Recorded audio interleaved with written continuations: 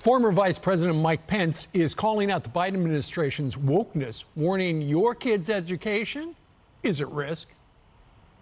One of the most troubling developments this past year has been the Biden administration's all-encompassing assault on culture and values. Under the Biden administration, wokeism is running amok in our public schools and universities. Patriotic education has been replaced by political indoctrination. Mr. Pence addressing the University of Virginia after far-left activists tried to prevent his speech from happening at all. Fox News contributor and author of the upcoming book comes out in 2 weeks, The War on the West. Douglas Murray joins us right now. Douglas, good morning to you. Good morning.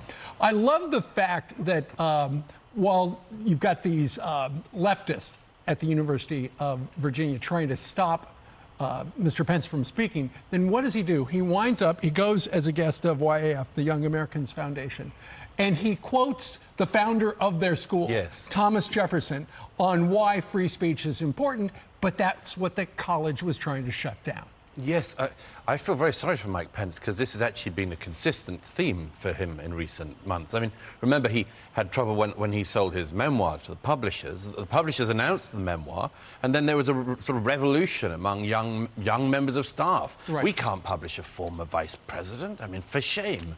And now he goes to speak at a university, right, University of Virginia. They say we can't have these wild whack job, way out there fringe figures like a former vice president, right, speaking on our campus. And so, of course, it was completely the right thing to do to remind them of some of the foundational values of America. But there's, right, one rider here. These students are being taught that those founders are evil. They're being taught that those founders have, right, nothing good to be said about them. So for us, it's a good thing that he quotes Thomas Jefferson. But for a lot of students these days, Thomas Jefferson, only one thing they know about him: slaver. Yeah. Well, and then you look at what happened at Yale University with the law school students. They were having a forum, a discussion with somebody from the left and somebody from the right, and they shut it down. They would not allow the speakers to, right, speak because they didn't want to hear one side of the story. What I think Pence spoke to, and what people have to realize, is that this is not just foundational because it's in the foundational documents that you have the right to freedom of speech here in America. So also it was part of the custom. When people came to visit America in the early years, people like de Tocqueville, they always remarked that there was something remarkable about America that was unlike Europe. Right. That you had face-to-face interactions, that people who had different views would have them out in public, and that they would allow the right ideas to win. Think of, right, the Lincoln-Douglas debates, for instance. How did that come about? Because people with different views had their views out in public. Now the left has tried to stop that. They've decided that only their views should succeed in the schoolroom, in the universities, in the media, in the publishing industry, everywhere. And they've decided effectively to silence half of the population.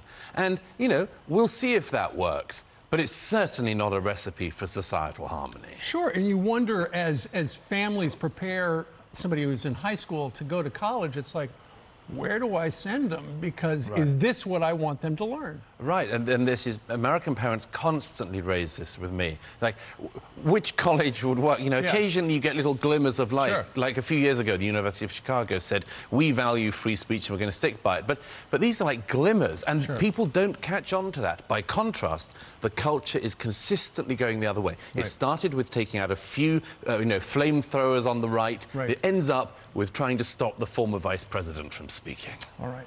Douglas, thank you very much for joining us live. It's a pleasure.